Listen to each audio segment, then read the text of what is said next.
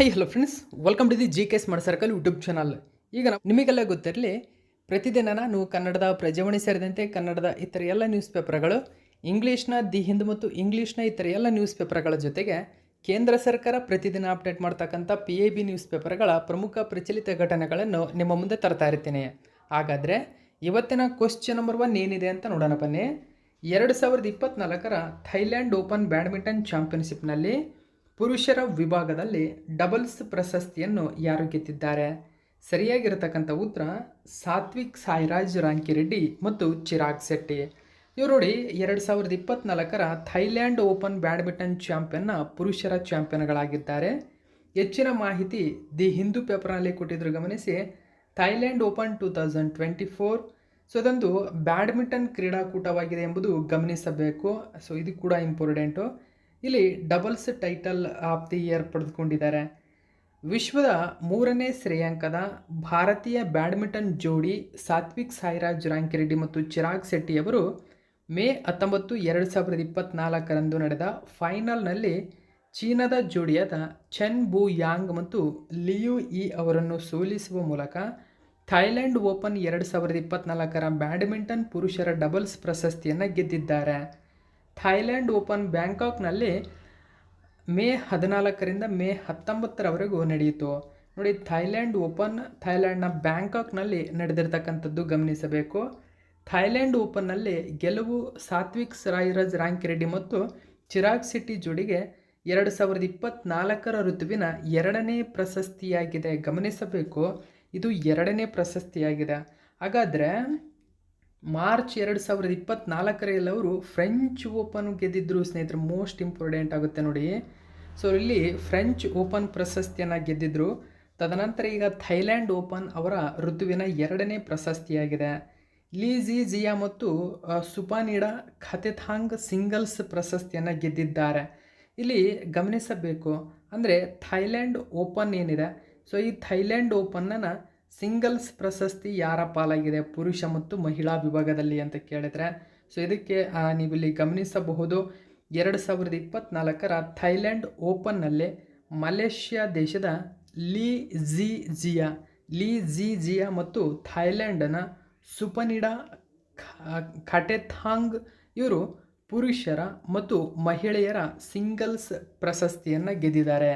ನೋಡಿ, ಇಲ್ಲಿ ಡಬಲ್ಸ್ ಪ್ರಶಸ್ತಿ ಸಾತ್ವಿಕ್ ಸಾಯಿರಾಜ್ ರಾಂಕಿರೆಡ್ಡಿ ಮತ್ತು ಚಿರಾಗ್ ಶೆಟ್ಟಿಯವರ ಪಾಲಾದರೆ, ಇಲ್ಲಿ ಸಿಂಗಲ್ಸ್ ಪ್ರಶಸ್ತಿ ಪುರುಷರ ವಿಭಾಗದಲ್ಲಿ ಮಲೇಷ್ಯಾ ದೇಶದ ಲೀ ಜಿಯಾರವರಿಗೆ ಆಗಿದ್ದರೆ, ಮತ್ತು ಥೈಲ್ಯಾಂಡ್ ದೇಶದ ಸುಪನಿಡಾ ಖಟೆಥಾಂಗ್ ಮಹಿಳಾ ವಿಭಾಗದಲ್ಲಿ ಪ್ರಶಸ್ತಿಯನ್ನು ತಮ್ಮದಾಗಿಸಿಕೊಂಡಿದ್ದಾರೆ. ಇನ್ನು ನಾವು 2ನೇ ಕ್ವಶನ್ ನೋಡೋಣ. ಪ್ರತಿ ವರ್ಷ ಕೆಳಗಿನ ಯಾವ ದಿನದಂದು ವಿಶ್ವ ನಿರಾಶ್ರಿತರ ದಿನವನ್ನಾಗಿ ಆಚರಣೆ ಮಾಡಲಾಗುತ್ತದೆ? ನೋಡಿ, ಇದಕ್ಕೆ ಸರಿಯಾಗಿರ್ತಕ್ಕಂಥ ಉತ್ತರ ಜೂನ್ 20. ಗಮನಿಸಿ, ನಾನು ಮೇ 20 ಅಂತ ಹೇಳ್ತಲ್ಲ, ಜೂನ್ 20. ಯಾಕಂದರೆ ಸುದ್ದಿಲಲು ಕಾರಣ ಏನು ಅಂತಂದರೆ, ವಿಶ್ವ ನಿರಾಶ್ರಿತರ ದಿನ ಅಂದರೆ ವರ್ಲ್ಡ್ ರೆಫ್ಯೂಜಸ್ ಡೇ ಏನಿದೆ, ಈ ದಿನದ ಥೀಮನ್ನು ಇದೀಗ ಬಿಡುಗಡೆ ಮಾಡಲಾಗಿದೆ. ಅಂದರೆ 1 ತಿಂಗಳ ಮುಂಚಿತವಾಗಿ ಥೀಮನ್ನು ಬಿಡುಗಡೆ ಮಾಡಲಾಗಿದೆ. ಇದರ ಬಗ್ಗೆ ಹೆಚ್ಚಿನ ಮಾಹಿತಿ ನಾವು ತಿಳ್ಕೊಳ್ಳೋಣ. ವರ್ಲ್ಡ್ ರೆಫ್ಯೂಜ್ ಡೇ 2024 ಜೂನ್ 20 ನಾವು ಆಚರಣೆ ಮಾಡ್ತೀವಿ. ಸೊ ಇದರ ಥೀಮ್ ಏನಿದೆ ಅಂತ ನಾವು ನೋಡೋಣ. ಗಮನಿಸಿ, ಪ್ರತಿ ವರ್ಷ ಜೂನ್ 20 ವಿಶ್ವ ನಿರಾಶ್ರಿತರ ದಿನವನ್ನಾಗಿ ಆಚರಣೆ ಮಾಡಲಾಗುತ್ತದೆ. ಯುದ್ಧ, ಕಿರುಕುಳ, ಹಿಂಸಾಚಾರ ಅಥವಾ ಆರ್ಥಿಕ ಕಾರಣಗಳಿಂದಾಗಿ ತಮ್ಮ ಮನೆಗಳನ್ನು ತೊರೆದ ನಿರಾಶ್ರಿತರ ದುಸ್ಥಿತಿಯ ಬಗ್ಗೆ ಪ್ರಪಂಚದ ಪ್ರಜ್ಞೆಯನ್ನು ಮೂಡಿಸಲು ಈ ದಿನವನ್ನು ಆಚರಿಸಲಾಗುತ್ತದೆ. 1975ರಲ್ಲಿ organisation of African unity OAU ಆಫ್ರಿಕಾದಲ್ಲಿ ಸಂಘರ್ಷದಿಂದಾಗಿ ಬಲವಂತವಾಗಿ ಸ್ಥಳಾಂತರಗೊಂಡಂಥವರ ಸ್ಥಿತಿಸ್ಥಾಪಕತ್ವವನ್ನು ಗೌರವಿಸಲು ಜೂನ್ 20 ಆಫ್ರಿಕನ್ ನಿರಾಶ್ರಿತರ ದಿನವನ್ನಾಗಿ ಆಚರಣೆ ಮಾಡಲಾಯಿತು. 2024ರ ವಿಶ್ವ ನಿರಾಶ್ರಿತ ದಿನದ theme op away from home ಎಂಬುದು ಈ ವರ್ಷದ ಥೀಮ್ ಆಗಿದೆ. UNHCR UN ನಿರಾಶ್ರಿತರ ಸಂಸ್ಥೆ. ನೋಡಿ, UNHCR ಅಥವಾ UN ನಿರಾಶ್ರಿತರ ಏಜೆನ್ಸಿಯಾಗಿದೆ. 2ನೇ ಮಹಾಯುದ್ಧದಿಂದ ಸೃಷ್ಟಿಯಾದ ನಿರಾಶ್ರಿತರ ಬಿಕ್ಕಟ್ಟನ್ನು ಎದುರಿಸಲು ವಿಶ್ವಸಂಸ್ಥೆಯಿಂದ ನಿರಾಶ್ರಿತರ ಹೈ ಕಮಿಷನ್ ಕಚೇರಿಯಾಗಿ ಸ್ಥಾಪಿಸಲಾಯಿತು. ಇದು ಡಿಸೆಂಬರ್ 14, 1950ರಂದು ಅಸ್ತಿತ್ವಕ್ಕೆ ಬಂದಿದೆ.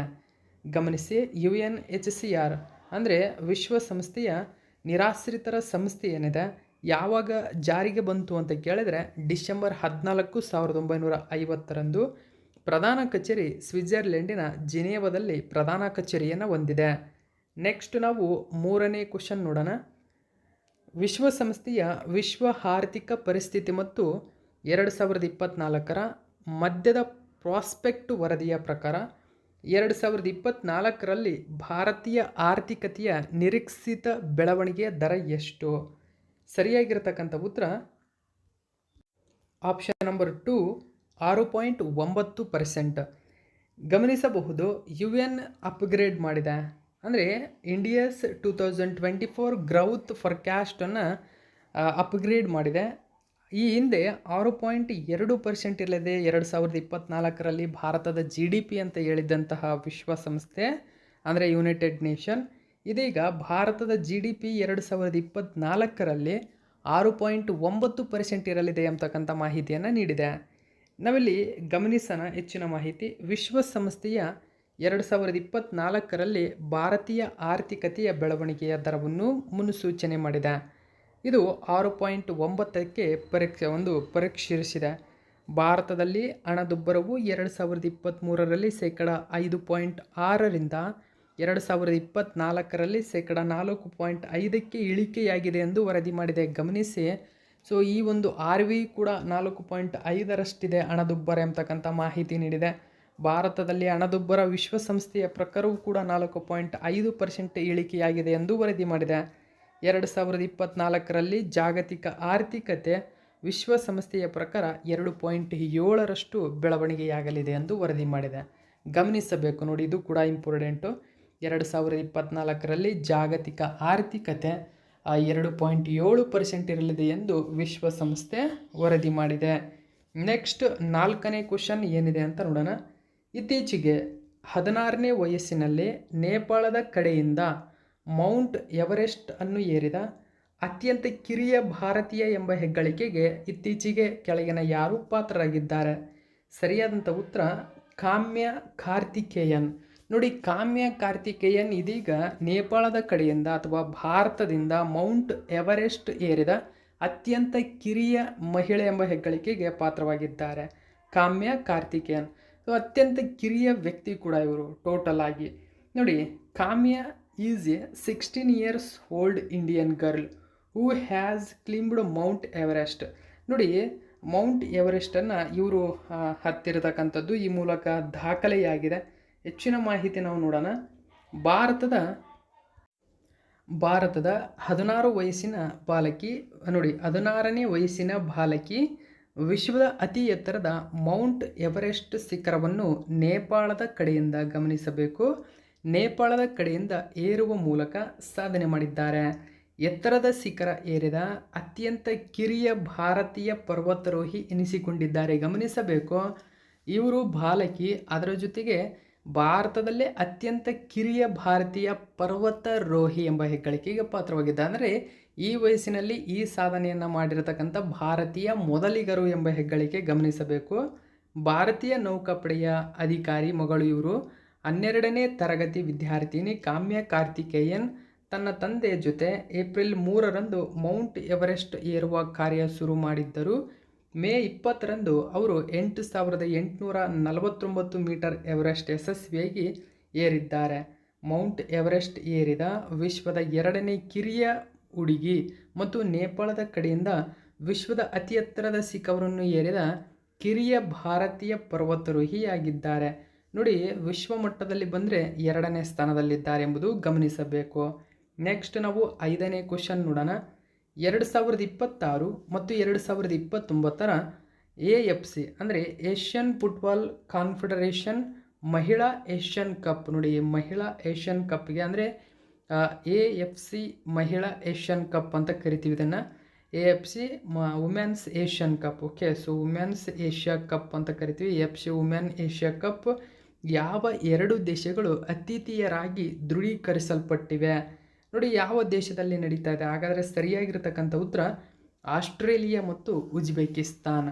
ಆಸ್ಟ್ರೇಲಿಯಾ ಮತ್ತು ಉಜ್ಬೇಕಿಸ್ತಾನ್ ಕ್ರಮವಾಗಿ 2026 ಮತ್ತು 2029 AFC ವುಮೆನ್ಸ್ ಏಷ್ಯನ್ ಕಪ್ನ ಒಂದು ಆತಿಥೇಯ ರಾಷ್ಟ್ರಗಳಾಗಿ ಹೊರಹೊಮ್ಮಿರತಕ್ಕಂಥದ್ದು. ಈ ಒಂದು ಮಾಹಿತಿಯನ್ನು ನ್ಯೂಸ್ ಪೇಪರಲ್ಲಿ ಕೊಟ್ಟಿದ್ದಾರೆ, ಗಮನಿಸಬೇಕು. ಸೊ ಐತಿಹಾಸಿಕ ಪ್ರಾಮುಖ್ಯತೆ ನಾವು ನೋಡೋದಾದರೆ 2006ರಲ್ಲಿ ಮೊದಲ ಬಾರಿಗೆ ಆಸ್ಟ್ರೇಲಿಯಾ ಎರಡನೇ ಬಾರಿಗೆ ಆತಿಥ್ಯ ವಹಿಸಿದೆ. ಮೊದಲ ಬಾರಿಗೆ 2006ರಲ್ಲಿ ವಹಿಸಿತ್ತು. ಆದರೆ ಉಜ್ಬೇಕಿಸ್ತಾನ್ ಪಂದ್ಯಾವಳಿಯನ್ನು ಆಯೋಜಿಸುವ ಮೊಟ್ಟ ಮೊದಲ ಒಂದು ಮಧ್ಯ ಏಷ್ಯಾದ ರಾಷ್ಟ್ರವಾಗಿದೆ. ಪ್ರಸ್ತುತ ಚಾಂಪಿಯನ್ ದೇಶ ಚೀನಾ. ಓಕೆ, ಆಲ್ರೆಡಿ ಚೀನಾ 9ನೇ ಬಾರಿ ಈ ಪ್ರಶಸ್ತಿಯನ್ನು ಕೂಡ ಗೆದ್ದಿತ್ತು ಎಂಬುದು ಗಮನಿಸಬೇಕು. ನೆಕ್ಸ್ಟ್ ನಾವು 6ನೇ ಕ್ವಶನ್ ನೋಡೋಣ. 2023-24 ಋತುವಿನಂತೆ 4 ಸತತ ಪ್ರೀಮಿಯರ್ ಲೀಗ್ ಪ್ರಶಸ್ತಿಗಳನ್ನು ಗೆಲ್ಲುವ ಮೂಲಕ ಯಾವ ಇಂಗ್ಲೆಂಡ್ ಫುಟ್ಬಾಲ್ ಕ್ಲಬ್ ಯಾವ ಇಂಗ್ಲಿಷ್ ಫುಟ್ಬಾಲ್ ಕ್ಲಬ್ ಹೊಸ ದಾಖಲೆಯನ್ನು ಮಾಡಿದೆ? ಸರಿಯಾಗಿರತಕ್ಕಂಥ ಉತ್ತರ ಮ್ಯಾಂಚೆಸ್ಟರ್ ಸಿಟಿ. ಆಪ್ಷನ್ ನಂಬರ್ 4 ಸರಿಯಾಗಿದೆ. ಮ್ಯಾಂಚೆಸ್ಟರ್ ಸಿಟಿ ಏನಿದೆ ಇದು ಇಂಗ್ಲಿಷ್ ಫುಟ್ಬಾಲ್ ಕ್ಲಬ್ನ ಹೊಸ ದಾಖಲೆ ಮಾಡಿದೆ. ಅಂದರೆ ಋತುವಿನ 4 ಸತತ ಪ್ರೀಮಿಯರ್ ಲೀಗ್ ಪ್ರಶಸ್ತಿಯನ್ನು ತಮ್ಮದಾಗಿಸಿಕೊಂಡಿದೆ. ಆ ಕಾರಣಕ್ಕಾಗಿ ಈ ತರಹದ ಕ್ವಶನ್ಗಳು ಎಕ್ಸಾಮಿಗೆ ಇಂಪಾರ್ಟೆಂಟ್ ಆಗುತ್ತೆ ನಿಮಗೆ. ನೋಡಿ, premier league 2023-24 season review. So guardians 4 sites. So ಇಲ್ಲಿ ಮುಖ್ಯವಾಗಿ ಸರ್ಟೈನ್ ಕಾಲ್ ಆಗಿದೆ. ಸೊ ಮ್ಯಾಂಚೆಸ್ಟರ್ ಸಿಟಿ ಸೊ ಇಲ್ಲಿ ಎಕ್ಸೈಟಿಂಗ್ ಆಗಿ ಈ ಮೂಲಕ ಸಾಧನೆ ಮಾಡಿರ್ತಕ್ಕಂಥದ್ದು. ಹೆಚ್ಚಿನ ಮಾಹಿತಿ ನೋಡಿ. ಮ್ಯಾಂಚೆಸ್ಟರ್ ಸಿಟಿ 4 ಸತತ ಪ್ರೀಮಿಯರ್ ಲೀಗ್ ಪ್ರಶಸ್ತಿಗಳನ್ನು ಗೆಲ್ಲುವ ಮೂಲಕ ಹೊಸ ದಾಖಲೆಯನ್ನು ಸ್ಥಾಪಿಸಿತು. 2023-24 ಋತುವಿನಲ್ಲಿ ಈ ಮೈಲುಗಲ್ಲನ್ನು ಸಾಧಿಸಿತು. ಈ ಸಾಧನೆಯು ಮ್ಯಾಂಚೆಸ್ಟರ್ ಸಿಟಿಯನ್ನು ಪ್ರೀಮಿಯರ್ ಲೀಗ್ ಯುಗದಲ್ಲಿ ಸತತವಾಗಿ 4 ಲೀಗ್ ಪ್ರಶಸ್ತಿಯನ್ನು ಗೆದ್ದ ಮೊದಲ ತಂಡ ಎಂಬ ಯಶಸ್ವಿ ಹೆಗ್ಗಳಿಕೆ ಪಾತ್ರವಾಗಿದೆ. 7ನೇ ಕ್ವಶನ್ ನೋಡಿ. ತಮ್ಮ 55ನೇ ವಯಸ್ಸಿನಲ್ಲೇ ಮೌಂಟ್ ಎವರೆಸ್ಟ್ ಶಿಖರವನ್ನು ಏರಿದ ಅತ್ಯಂತ ಹಿರಿಯ ಭಾರತೀಯ ಮಹಿಳೆ ಎಂಬ ಹೆಗ್ಗಳಿಕೆಗೆ ಇತ್ತೀಚೆಗೆ ಕೆಳಗಿನ ಯಾರು ಪಾತ್ರರಾಗಿದ್ದಾರೆ? ಸರಿಯಾಗಿರ್ತಕ್ಕಂಥ ಉತ್ತರ ಜ್ಯೋತಿ ರಾತ್ರೆ. ನೋಡಿ, ಜ್ಯೋತಿ ರಾತ್ರೆ 55 ವರ್ಷದ ಮಹಿಳೆ. ಇವರು ಮೌಂಟ್ ಎವರೆಸ್ಟ್ ಶಿಖರವನ್ನು ಯಶಸ್ವಿಯಾಗಿ ಏರಿದ್ದಾರೆ. ಈ ಮೂಲಕ ಈ ವಯಸ್ಸಿನಲ್ಲಿ ಮೌಂಟ್ ಎವರೆಸ್ಟ್ ಶಿಖರವನ್ನು ಏರಿದ ಭಾರತದ ಅತ್ಯಂತ ಹಿರಿಯ ಮಹಿಳೆ ಎಂಬ ಹೆಗ್ಗಳಿಕೆಗೆ ಪಾತ್ರವಾಗಿದ್ದಾರೆ ಎಂಬುದು ಗಮನಿಸಬೇಕು. ನೋಡಿ, ಹೂ is Jyoti Ratre? The oldest Indian woman to ನೋಡಿ ಕಾಂಕ್ವರ್ ಮೌಂಟ್ ಎವರೆಸ್ಟ್. ಏಜ್ ಸೋಟ ಅವರಿಗೆ 55ನೇ ವರ್ಷ ವಯಸ್ಸಾಗಿತ್ತು ಎಂಬುದು ನೀವಿಲ್ಲಿ ಗಮನಿಸಬೇಕು. ಓಕೆ, ಸೊ ಈ ಒಂದು ಮಾಹಿತಿ ನ್ಯೂಸ್ ಪೇಪರಲ್ಲಿ ಕೊಟ್ಟಿದ್ದರು, ಗಮನಿಸಿ. ಸೊ ಆ ಮೂಲಕ ಇವರು 53 ವರ್ಷ ವಯಸ್ಸಿನ ಸಂಗೀತಾ ಬಹಾರ್ ಅವರ ಹೆಸರಿನಲ್ಲಿದ್ದ ದಾಖಲೆಯನ್ನು ಮೀರಿದ್ದಾರೆ. ನೆಕ್ಸ್ಟ್ 8ನೇ ಕ್ವಶನ್ ನೋಡಿ. ಟೋಕಿಯೋ ವಿಶ್ವವಿದ್ಯಾಲಯವು ಇತ್ತೀಚೆಗೆ ಹೊಸದಾಗಿ ಉದ್ಘಾಟನೆ ಮಾಡಿದ ವಿಶ್ವದ ಅತಿ ಎತ್ತರದ ವೀಕ್ಷಣಾಲಯ. ಗಮನಿಸಿ, ವಿಶ್ವದ ಅತಿ ಎತ್ತರದ ವೀಕ್ಷಣಾಲಯ, ಅದರ ಹೆಸರು ಅಟಕಾಮ ವೀಕ್ಷಣಾಲಯ. ಅಟಕಾಮ ವೀಕ್ಷಣಾಲಯ, TAO ಅಂತ ಕರಿತೀವಿ. ಅಂದರೆ ಸೊ ಇಲ್ಲಿ ಅಟಕಾಮ ಅಬ್ಸರ್ವೇಟರಿ ಅಂತ ಕರಿತೀವಿ. ಸೊ ಕೆಳಗಿನ ಯಾವ ಸ್ಥಳದಲ್ಲಿ ಕಂಡುಬರುತ್ತದೆ? ಸರಿಯಾಗಿರತಕ್ಕಂಥ ಉತ್ತರ ಚಿಲಿ ದೇಶದ ಸೆರೋ ಜಾನಂಟರ್ ಅಂತ ಕರಿತೀವಿ. ನೋಡಿ, ಚಿಲಿ ದೇಶದಲ್ಲಿ ಕಂಡುಬರತಕ್ಕಂಥ ಸೆರೋ ಛನ್ಹಂಟರ್ ಎಂಬತಕ್ಕಂಥ ಸ್ಥಳದಲ್ಲಿ ಅಟಕಾಮ ವೀಕ್ಷಣಾಲಯವನ್ನು ತೆರೆಯಲಾಗಿದೆ. ಹಾಗಾದರೆ ಅಟಕಾಮ ವೀಕ್ಷಣಾಲಯ ಇತ್ತೀಚೆಗೆ ಸುದ್ದಿಯಲ್ಲಿದೆ. ಇದೊಂದು ಏನು ಅಂತ ಕೇಳಿದರೆ ಇದೊಂದು ವಿಶ್ವದ ಅತಿ ಎತ್ತರದ ವೀಕ್ಷಣಾಲಯವಾಗಿದೆ. ಹಾಗಾದರೆ ಇದನ್ನು ಯಾರು ನಿರ್ಮಿಸಿದ್ದಾರೆ ಅಂತ ಕೇಳಿದರೆ ಮುಖ್ಯವಾಗಿ ಗಮನಿಸಿ, ಟೋಕಿಯೋ ವಿವಿ ತುಂಬಾ ಇಂಪಾರ್ಟೆಂಟ್ ಆಗುತ್ತೆ. ಟೋಕಿಯೋ ವಿಶ್ವವಿದ್ಯಾಲಯ ಇದನ್ನು ನಿರ್ಮಾಣ ಮಾಡಿದೆ. ಸೊ ಈ ಥರದ ಕ್ವಶನ್ಗಳನ್ನು ನೀವು ಗಮನಿಸಬೇಕು. University of Tokyo inaugurates world highest observatory. ನೋಡಿ, world's highest observatory in Chile. Okay, so ಅದು ಅಟಕಾಮ ರೀಸನ್ನಲ್ಲಿ ನಿರ್ಮಾಣ ಮಾಡಿದೆ. ಟೋಕಿಯೋ ವಿಶ್ವವಿದ್ಯಾಲಯವು ಚಿಲಿಯಲ್ಲಿ ವಿಶ್ವದ ಅತಿ ಎತ್ತರದ ವೀಕ್ಷಣಾಲಯವನ್ನು ಉದ್ಘಾಟಿಸಿದೆ. ಅದನ್ನು ಅಟಕಾಮ ವೀಕ್ಷಣಾಲಯವು ಚಿಲಿಯ ಆಂಟೋಫಗಾ ಪ್ರದೇಶದಲ್ಲಿ ಸೆರೋ ಚಾಂಟರ್ ಶಿಖರದಲ್ಲಿದೆ. ಸಮುದ್ರ ಮಟ್ಟದಿಂದ 5640 ಮೀಟರ್ಗಳಷ್ಟು ಎತ್ತರದಲ್ಲಿರುವ ಈ ಸ್ಥಳವು ಖಗೋಳ ವೀಕ್ಷಣೆಗೆ ಅನುಕೂಲಕರವಾದ ವಿಶಿಷ್ಟ ವಾತಾವರಣದ ಪರಿಸ್ಥಿತಿಗಳನ್ನು ನೀಡುತ್ತದೆ. ವೀಕ್ಷಣಾಲಯವು ಇದೀಗ ವಿಶ್ವದಲ್ಲೇ ಅತ್ಯುನ್ನತ ಎಂದು ಗುರುತಿಸಲ್ಪಟ್ಟಿದೆ. ನೆಕ್ಸ್ಟ್ 9ನೇ ಕ್ವಶನ್ ನೋಡಿ. ರೀಕಾಲ್ ನೋಡಿ, ರೀಕಾಲ್ ಕಾರ್ಯ ಮತ್ತು ಆಟಗಳಲ್ಲಿ ನೈಜ ಸಮಯದ ಸಾಮರ್ಥ್ಯಗಳನ್ನು ಒಳಗೊಂಡಿರುವ ಮೈಕ್ರೋಸಾಫ್ಟ್ ಸಂಸ್ಥೆ ಬಿಡುಗಡೆ ಮಾಡಿದ ಹೊಸ ಆರ್ಟಿಫಿಷಿಯಲ್ ಇಂಟೆಲಿಜೆನ್ಸ್ ವೈಶಿಷ್ಟ್ಯದ ಪಿಸಿಗಳ ಹೆಸರೇನು? ನೋಡಿ, ಪಿಸಿಗಳ ಹೆಸರೇನು ಅಂತ ಕೇಳಿದರೆ ತುಂಬಾ ಇಂಪಾರ್ಟೆಂಟು. ಆಪ್ಷನ್ ನಂಬರ್ 2 ಸರಿಯಾಗಿದೆ. ಕಾಪಿಲೋಟ್ ಪ್ಲಸ್ ಪಿಸಿಗಳು. ನೋಡಿ, ಕಾಪಿಲೋಟ್ ಪ್ಲಸ್ ಪಿಸಿಗಳು ಎಂಬುದು ಒಂದು ಆರ್ಟಿಫಿಷಿಯಲ್ ಇಂಟೆಲಿಜೆನ್ಸ್ ಪಿಸಿ ಆಗಿದೆ. ನೋಡಿ, ಆರ್ಟಿಫಿಷಿಯಲ್ ಇಂಟೆಲಿಜೆನ್ಸ್ ಆಧಾರಿತ ಪಿಸಿಗಳಾಗಿವೆ. ಸೊ ಇದನ್ನು ಯಾವ ಸಂಸ್ಥೆ ಉದ್ಘಾಟನೆ ಮಾಡಿದೆ ಅಂತ ಕೇಳಿದರೆ ಮೈಕ್ರೋಸಾಫ್ಟ್. ತುಂಬಾ ಇಂಪಾರ್ಟೆಂಟು. ಹೆಚ್ಚಿನ ಮಾಹಿತಿ ನೀವು ಇಲ್ಲಿ ಗಮನಿಸಬಹುದು. ಮೈಕ್ರೋಸಾಫ್ಟ್ ಡಿಬ್ಯೂಟ್ಸ್ ಕಾಪಿಲೋಟ್ ಪ್ಲಸ್ ಪಿಸಿಸ್ ಅಂತ ಕರಿತೀವಿ. So with AI futures. ನೋಡಿ, AI ಫ್ಯೂಚರ್ನೊಂದಿಗೆ ಇದು ಉದ್ಘಾಟನೆ ಆಗಿರತಕ್ಕಂಥದ್ದು ಕೂಡ ನೀವು ಇಲ್ಲಿ ಗಮನಿಸಬಹುದು. ಪರ್ಸನಲ್ ಕಂಪ್ಯೂಟರ್ ಅಂತ ಕರಿತೀವಿ ಪಿ ಸಿ ಅಂದರೆ. ಮೈಕ್ರೋಸಾಫ್ಟ್ ಹೊಸ ವರ್ಗದ ಪರ್ಸನಲ್ ಕಂಪ್ಯೂಟರ್ಗಳನ್ನು ನೋಡಿ, ಪರ್ಸನಲ್ ಕಂಪ್ಯೂಟರ್ಗಳಂತ ಕರಿತೀವಿ ಪಿ ಸಿಗಳು. ಸೊ ಕಾಪಿಲೋಟ್ ಪ್ಲಸ್ ಪಿ ಸಿಗಳನ್ನು ಪರಿಚಯಿಸಿದೆ. ಇದು ಸುಧಾರಿತ ಆರ್ಟಿಫಿಷಿಯಲ್ ಇಂಟೆಲಿಜೆನ್ಸ್ ಆಧಾರಿತವಾಗಿದೆ. ನೋಡಿ, ಗಮನಿಸಬೇಕು ನೀವು. ಇದುವರೆಗೂ ಬಂದಿರತಕ್ಕಂಥ ಒಂದು ಪರ್ಸನಲ್ ಕಂಪ್ಯೂಟರ್ಗಳೇನಿದ್ದಾವೆ ಇವೆಲ್ಲವೂ ಕೂಡ ಆರ್ಡಿನರಿಯಾಗಿದ್ದರೆ, ಇದು ಕಾಪಿಲೋಟ್ ಪ್ಲಸ್ ಪಿ ಸಿಸ್ ಏನಿದ್ದಾವೆ ಇವು ಆರ್ಟಿಫಿಷಿಯಲ್ ಇಂಟೆಲಿಜೆನ್ಸ್ ಆಧಾರಿತವಾಗಿರತಕ್ಕಂಥದ್ದು. ಅಂದರೆ ಆಧುನಿಕ ಯುಗದ ವೈಶಿಷ್ಟ್ಯಗಳೊಂದಿಗೆ ಬಿಡುಗಡೆಯಾಗಿದೆ. ಸೊ ಈ ಕಂಪ್ಯೂಟರ್ನಲ್ಲಿ ವೆಬ್ ಬ್ರೌಸಿಂಗ್ನಿಂದ ಧ್ವನಿ ಚಾಟ್ವರೆಗೆ ಎಲ್ಲ ಚಟುವಟಿಕೆಗಳನ್ನು ಟ್ರ್ಯಾಕ್ ಮಾಡಬಹುದಾಗಿದೆ. ಬಳಕೆದಾರರಿಗೆ ಇಂದಿನ ಕ್ರಿಯೆಗಳನ್ನು ಹುಡುಕಲು ಅಥವಾ ಹಿಂಪಡೆಯಲು ಕೂಡ ಇದು ಅನುವು ಮಾಡಿಕೊಡುತ್ತದೆ. ನೆಕ್ಸ್ಟ್ 10ನೇ ಕ್ವಶನ್ ನೋಡಿ.